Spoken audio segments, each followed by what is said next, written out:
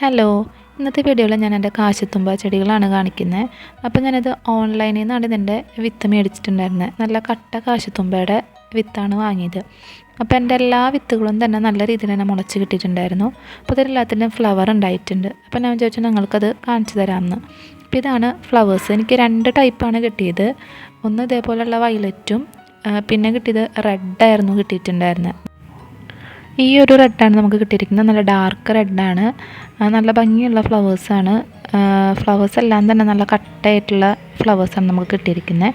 അപ്പോൾ ഞാനിത് വാങ്ങുന്ന സമയത്ത് പലതരത്തിലുള്ള പൂക്കളുണ്ടാവുമെന്നാണ് വിചാരിച്ചിട്ടുണ്ടായിരുന്നത്. പക്ഷെ നമുക്ക് ഈ 2 ടൈപ്പ് മാത്രമാണ് കിട്ടിയത്.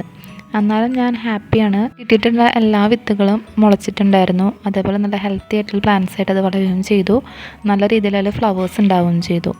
അപ്പോൾ ഇത്രയേ ഉള്ളൂ ഇന്നത്തെ വീഡിയോ.